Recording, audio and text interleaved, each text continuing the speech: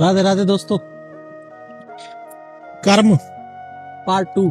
कर्म किसे कहते हैं और कर्म अर्थात क्या है? कर्म को अगर हम सरल भाषा में समझें तो हम जो भी कार्य करते हैं, क्रिया करते हैं, सुबह से लेकर रात तक, खाना पीना, नहाना धोना, चलना रुकना, सोचना नहीं सोचना, सोना जागना, रोना हंसना, जीना मरना, गिरना उठना, सब कर्म है। विधाता ने कर्म को 3 भागों में बांटा गया है। मैं आपको कुछ उदाहरण से समझाने की कोशिश करूंगा, ध्यान से सुनना और समझना।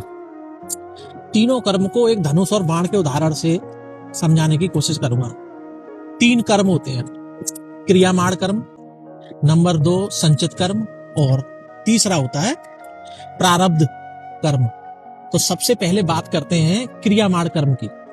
करंट में, प्रेजेंट में, वर्तमान में हम जो कर्म करते हैं, कार्य कर रहे हैं, आप जो मेरी रील देख रहे हैं, ये भी क्रियामाण कर्म में ही आता है। सुबह जागने से लेकर रात को सोने तक व्यक्ति को जो भी कर्म करने पड़ते हैं, जो भी कर्म करता है, वो क्रियामाण कर्म कहलाता है। सुबह से रात तक, सोमवार से रविवार तक, पहली तारीख से आखिरी तारीख तक, कार्तिक शुक्ल पक्ष पड़वा से अश्विन कृष्ण पक्ष अमावस्या तक, जन्म से लेके मृत्यु तक व्यक्ति जो भी कर्म करता है वो सब क्रियामाण कर्म कहलाते हैं।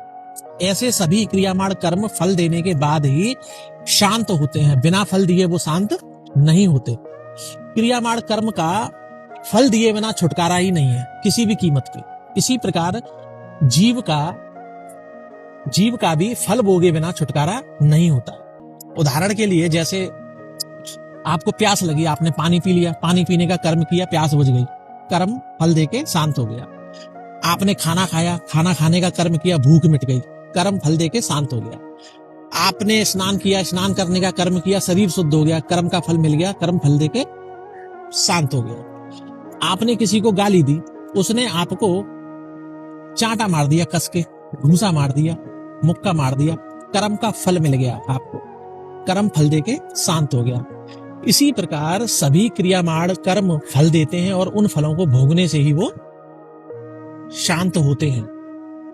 ये वो कर्म है जो वर्तमान में, करंट में अभी हम जो कर रहे हैं। हमारे पास जो फ्रीडम है कर्म करने की और डिसीजन लेने की, उसका उपयोग करके हम जो निर्णय लेते हैं वो क्रियामाण कर्म कहलाते हैं।